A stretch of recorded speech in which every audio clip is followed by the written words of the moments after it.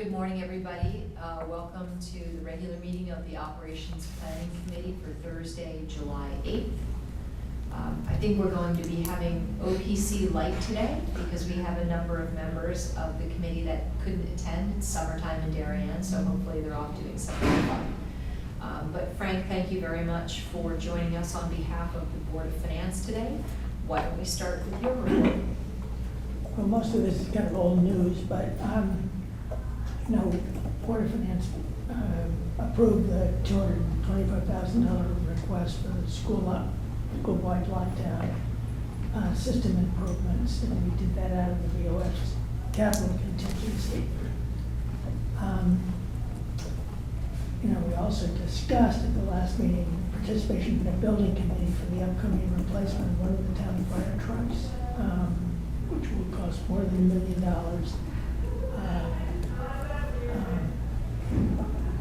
So that's kind of sort of looking at the Board of Selectmen for the next move. We've gotten the preliminary education specifications for the work being planned at Henley, Royal, and Homes, and we look forward to hearing more details about the plans in the coming months, which we understand they come in around $75 million in total, so it's a lot of money. A summer item is to kind of review the town and police pension funds. This is kind of a normal review, but it's not an every year thing, it's an every 3 or 4 years thing. Look at both the investment fund performance and the actuarial assumptions used. We've always funded what gets recommended. Quite certain we'll continue to do that. Are you looking at, are you going to be looking to make recommendations to the pension committee on things that you think ought to be changed or considered, or just getting educated?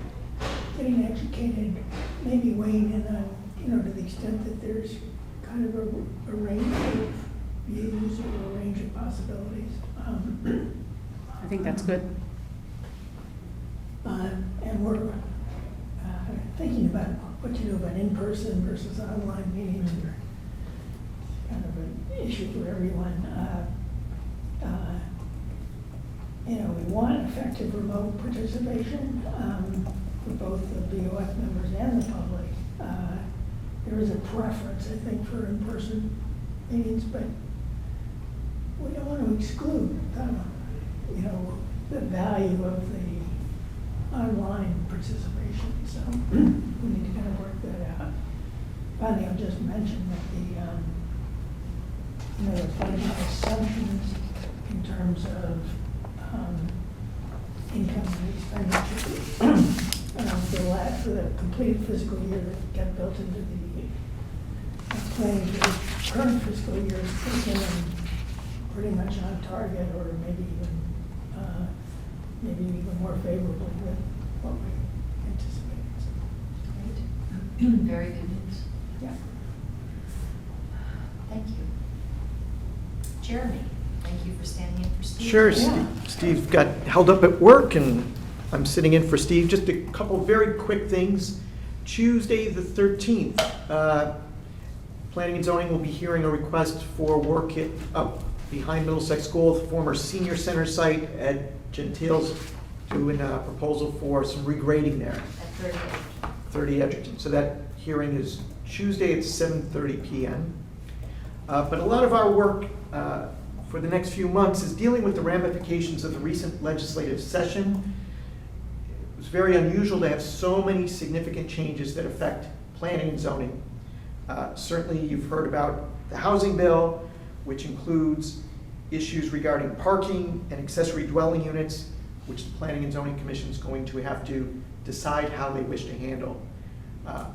The legislation sets certain parameters for every town in the state of Connecticut and says if you want to opt out of those restrictions parameters, here's the opt-out procedure. But if you don't opt out by a certain date, these go into effect in your town and every other town and city in the state of Connecticut.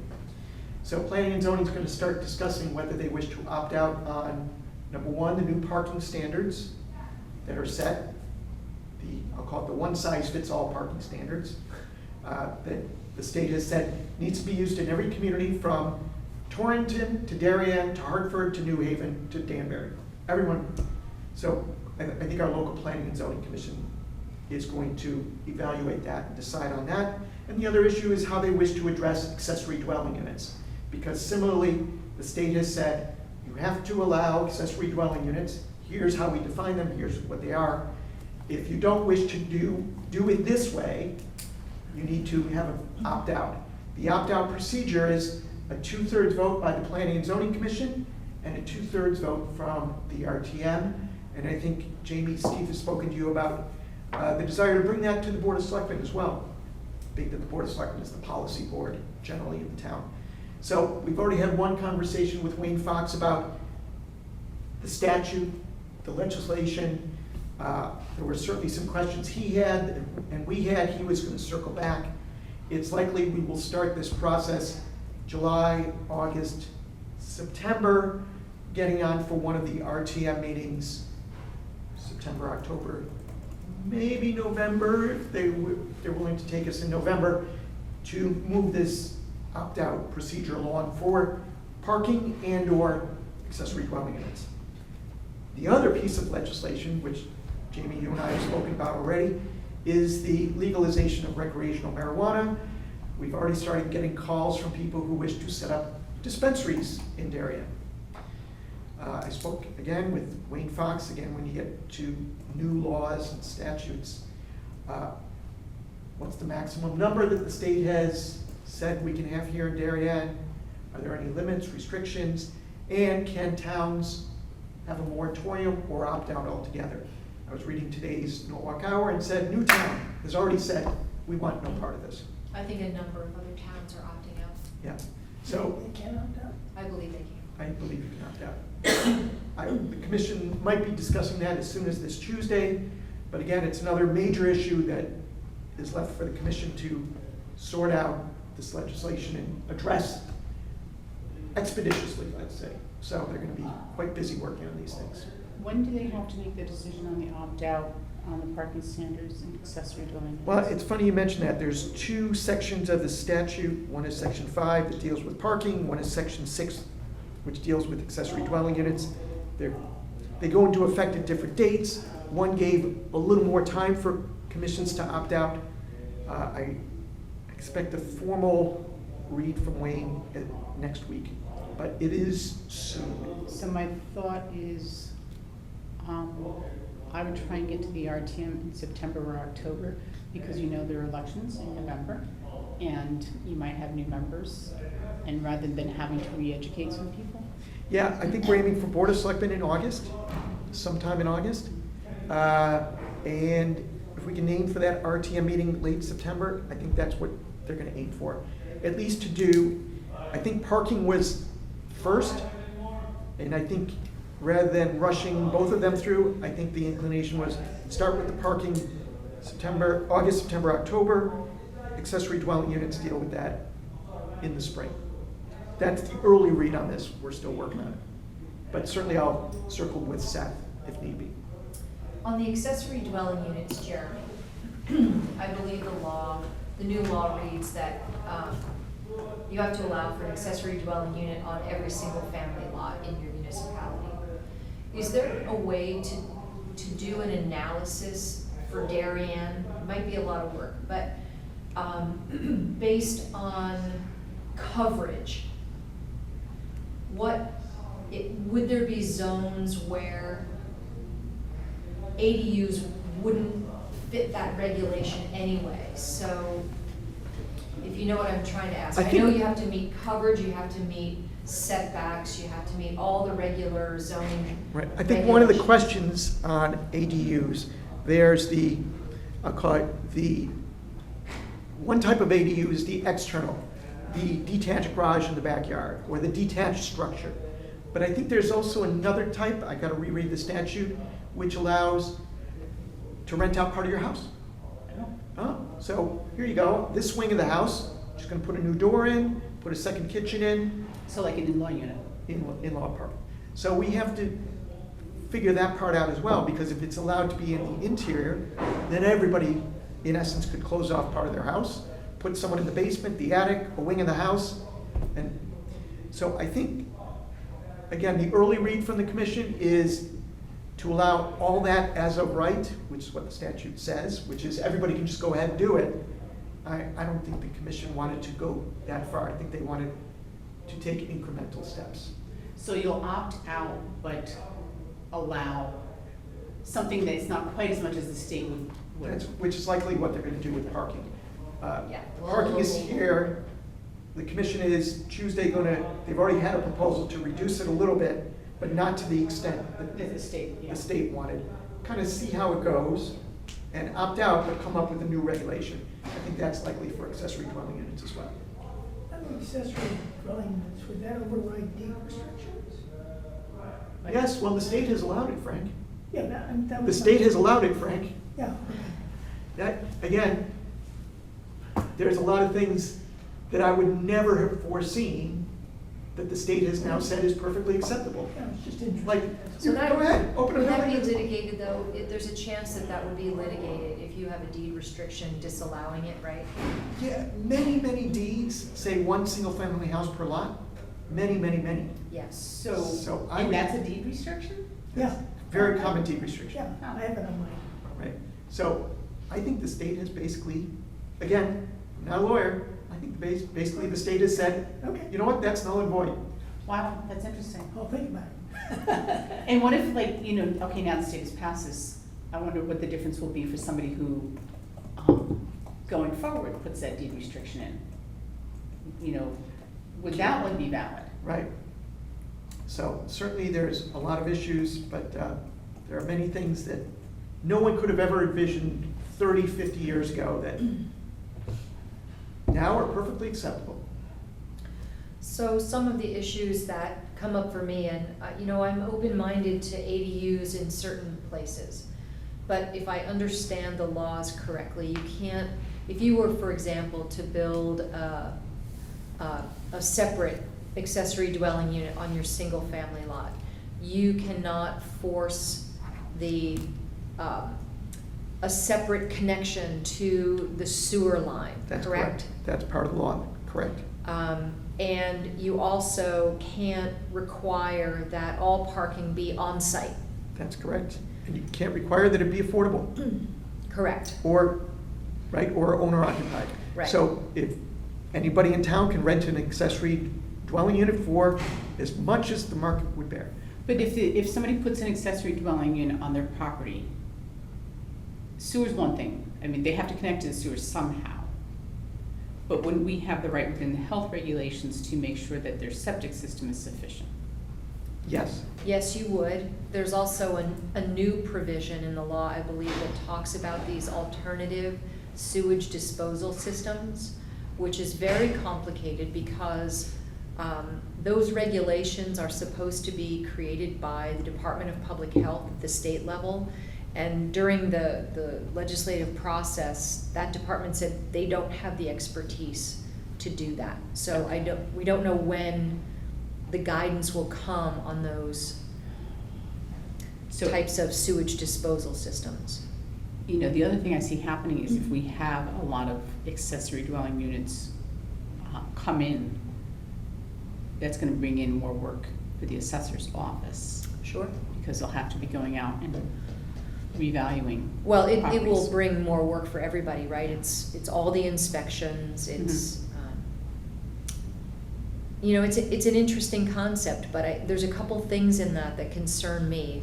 I'm concerned about our sewage disposal system, and I'm concerned about the burgeoning of on-street parking Mhm. and what that means from a safety perspective, you know, public works, road maintenance perspective.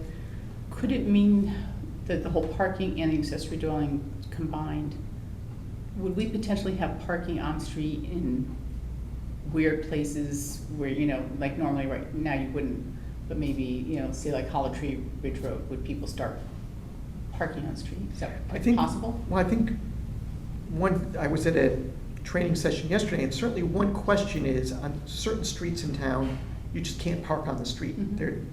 They're one lane wide, you can't really park on the street. There'd be potentially lots of cars in driveways. Yep. Because not everyone has 3 or 4 car garages or separate garages for the accessory dwelling.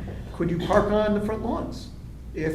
To allow, right, if you have one driveway, right, to allow someone to get in and out. So I guess that's the question is, and that's why I think planning and zoning might come up with their own Yep.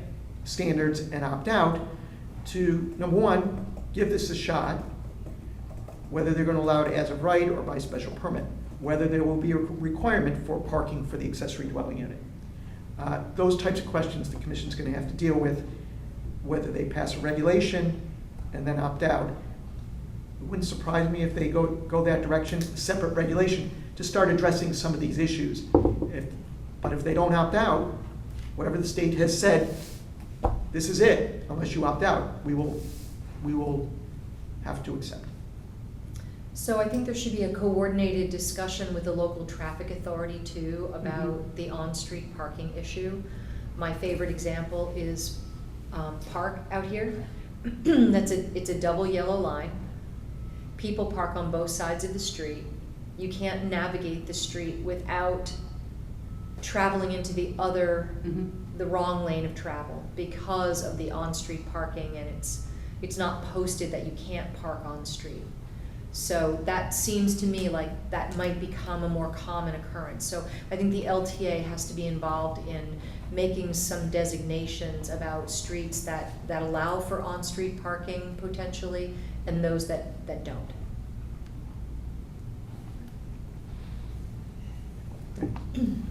So a lot of work to be done by the commission in a very prompt manner to respond to this legislation. Great. On our favorite topics, can you give us the summary of the 3 redevelopment projects? Sure. The big news is the Corbin project, I'll call it phase 1 is about to get underway with the demolition of the gas station over the next week or 2 or 3. At the corner of Corbin and Post, it's been there, Jamie and I were discussing it, at least 60 or 70 years. A gas station's been on that property. So the other 2 buildings behind it, Mathnasium, Tibbetts Real Estate, and then the law firm at the corner of Corbin and Old Kings Highway, those will also go during the month of July. Building department has the foundation permits, so you'll see new foundations going in very soon. So that work is well underway. Corbin project phase 1. David is constantly moving clients and tenants around, so that's underway. The theater building will be opening up Darien Place. There's an article in today's Norwalk Hour about that, with the barbershop, Kennedy's Barbershop, opening in July. Laurent Lighting might not open till Labor Day, kind of get settled in. And then the third tenant, which is La Taqueria, which is a restaurant now on Greenwich Avenue. They'll expect to open after September. The upstairs apartments are moving along as well there. Federal Realty is moving along nicely. I was on the phone with them yesterday. They are going before Planning and Zoning Tuesday to reconfigure their plans a little bit because due to COVID, obviously, there's been a large demand for outdoor dining for restaurants, which was not foreseen back in 2017 when Federal Realty got their approval. So they're going to try to get some areas set aside for outdoor dining, which will help them attract new restaurant tenants. So they are starting to market, and so that will help them. So they're going back to Planning and Zoning Tuesday night. We've met informally with the Palmer family about getting their project moved along.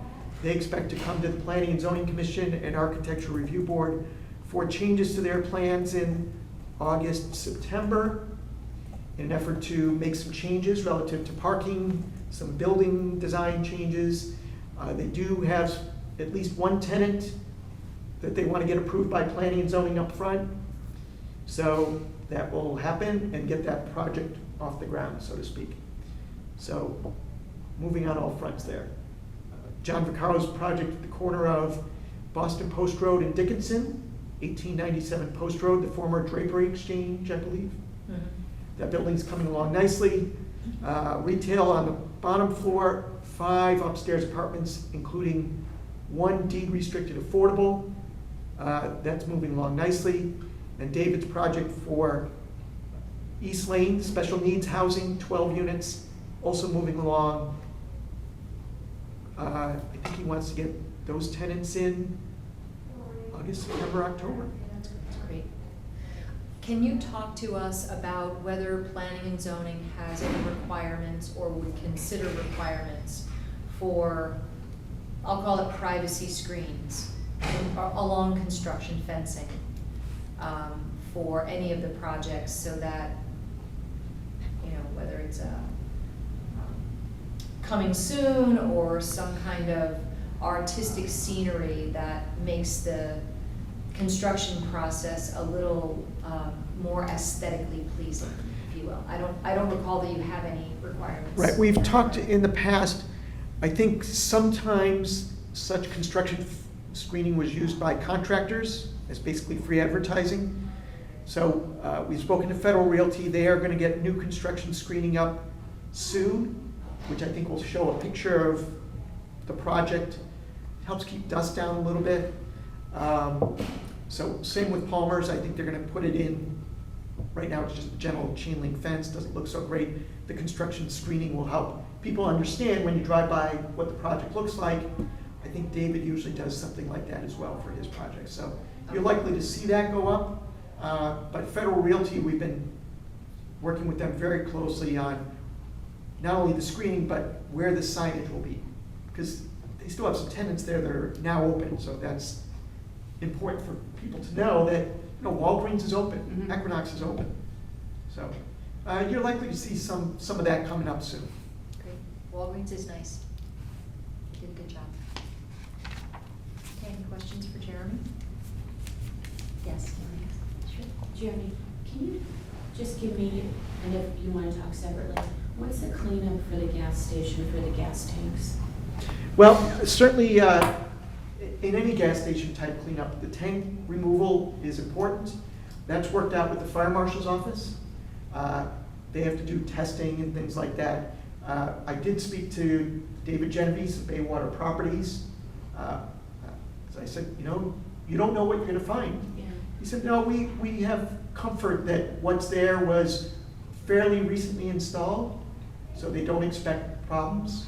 But everything will be, you know, David's got to certify and get the proper people in there to make sure everything's A-okay, that there's no oil leaks, things like that.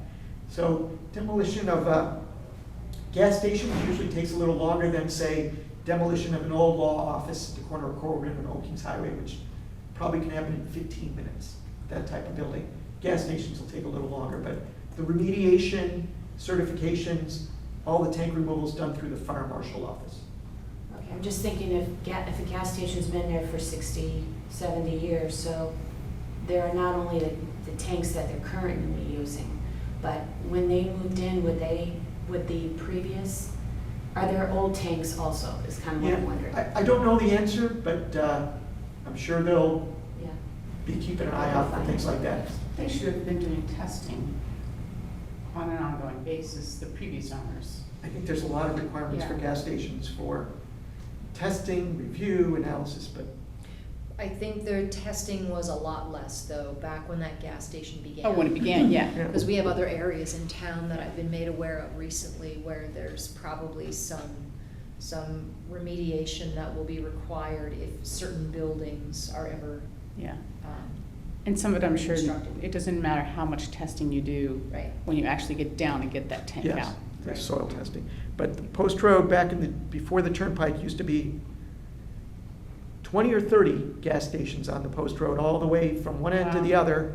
We have pictures showing gas station after gas, well, Dunkin' Donut, I don't Yeah. want to take up your time. Sport Shop had a gas station where the plaza is. Dunkin' Donuts was a gas The station. library was a gas station. The library was a gas station. So just off the top of my head, there used to be lots and lots of gas stations. There was one near the Darien Fire Department. Yes, as well. We looked at a picture of that. So there used to be many, many, many more, and this will be a nice way to get a new building to frame the street, make it more pedestrian friendly, because you'll be able to walk from Corbin to the shared parking lot. It's just gonna be, from a urban design standpoint, much better than a gas station.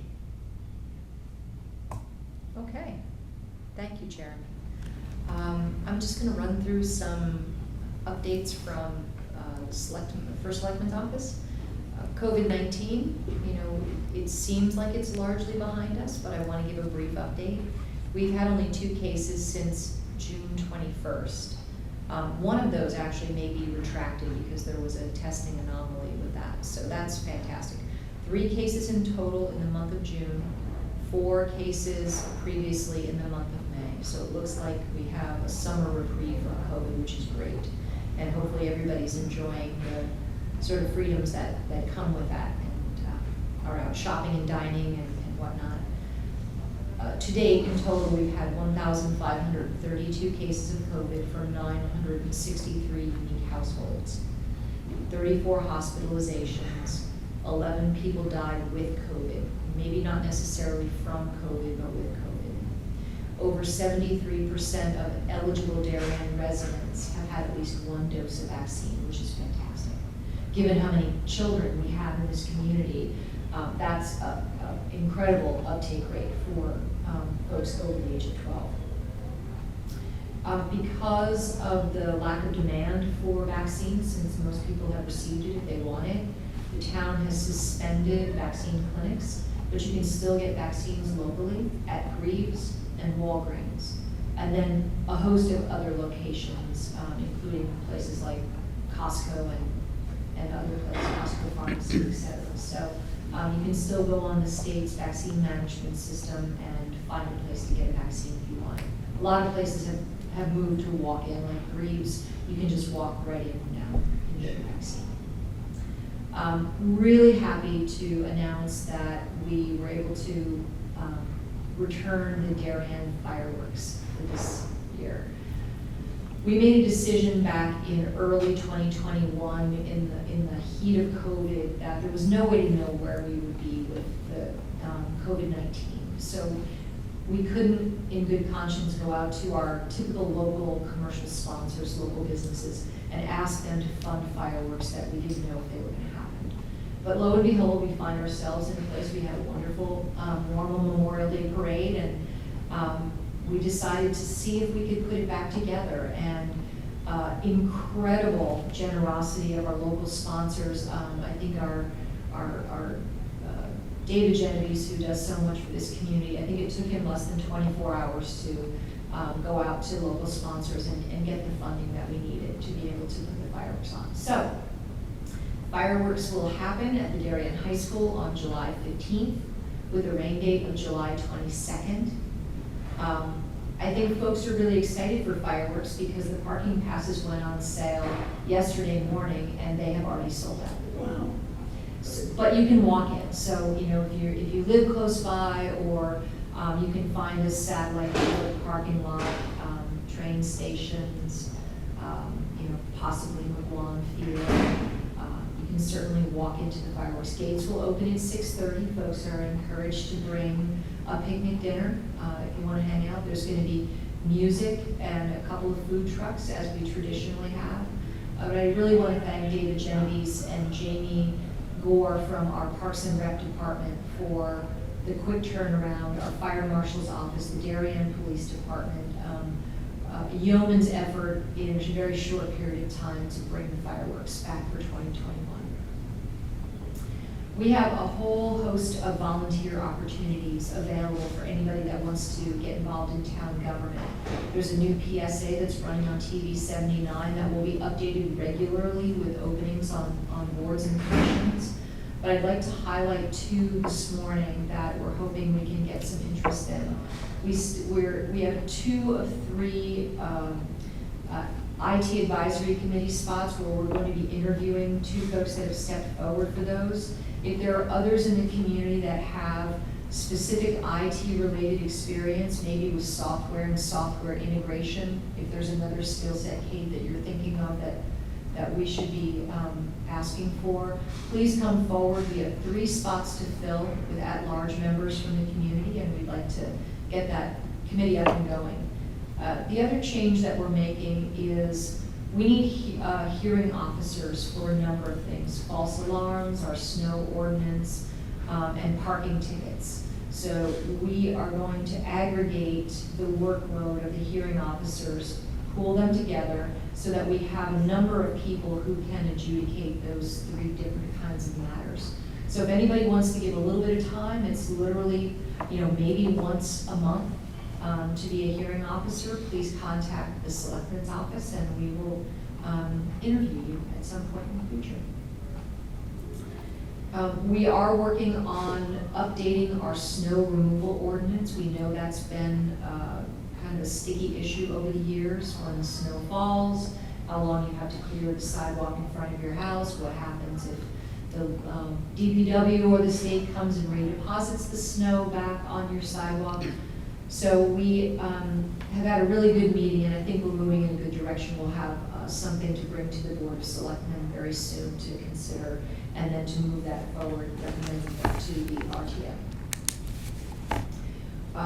The Board of Education is meeting on the 13th to discuss a draft charge for the elementary school renovation project.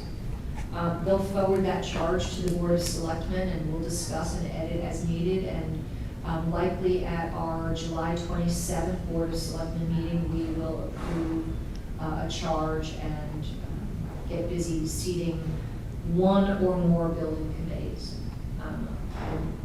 I'm not sure where the Board of Selectmen will fall on that, but a couple of us, and also I think Dr. Adley would prefer if we would see 1 building committee to handle all 3 projects, which is complicated. So we may want to discuss recommending that the building committee seek outside services from an owner's rep or something of that sort to help keep the projects organized. But great that that's moving forward. Highland Farm update. Kate and I and some Parks and Rec staff met with our insurance agency, Comm, on site this week to review our safety rules and safety protocols as our public activities interact and relate to the activities on the Oxbridge Riding and Racquet Club. So we will probably be just doing some sign updates, and they gave us a couple other really interesting ideas.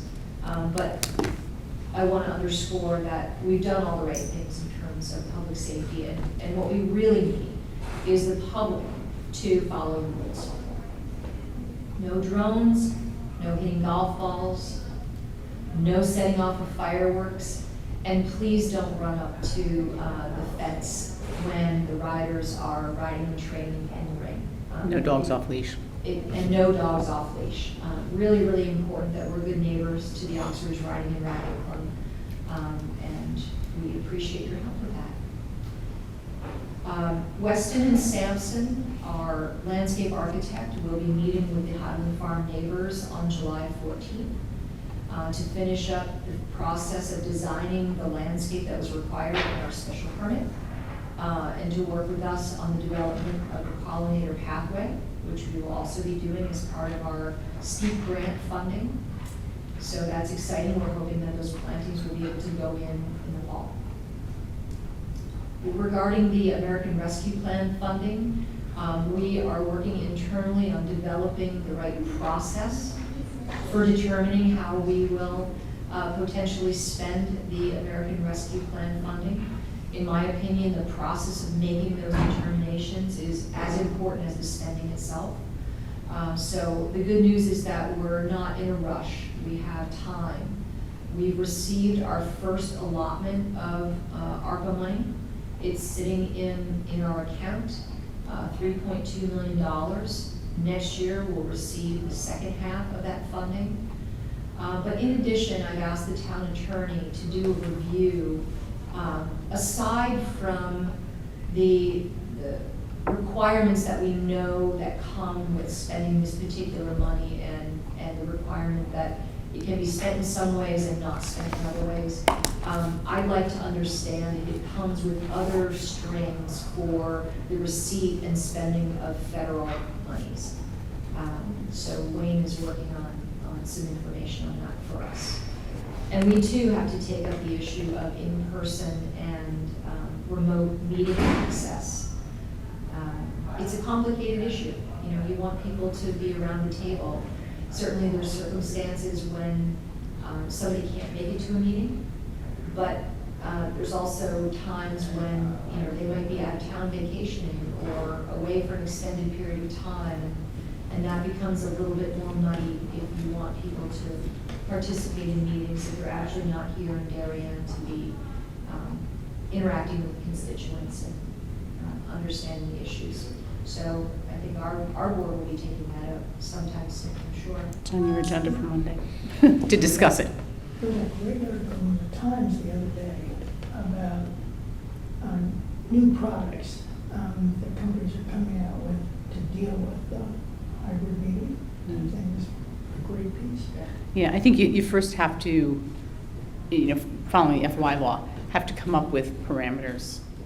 And, you know, it's not just public participation, but it's, you know, you're going on vacation, do you want to call into the meeting from Colorado and participate as a member and vote? And how do you handle that? And under what circumstances do you do that? Right, but I think these decisions will be partly driven by. The availability of technology. Yeah. Yeah. So they should be. It's an interesting issue, and I recognize that government needs to move into, you know, the 21st century, all of that. So, you know, we don't want to hold back and not use available technology. But there's certainly things that are lost in conversation when people are not together in a room.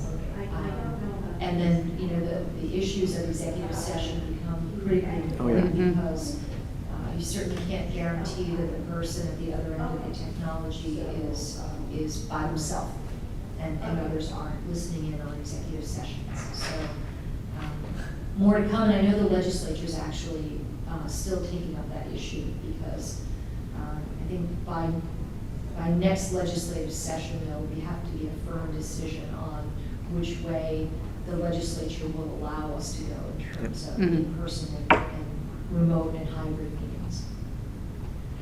So that's generally it for me. Does anybody have any other questions for this morning? Okay, great. Well, we're going to hold on the meeting minutes from our last meeting until we have a quorum. And so with that, we can't motion and vote, so we will Adjourn. simply adjourn today's OBC meeting. Happy summer, everybody. Come to the fireworks.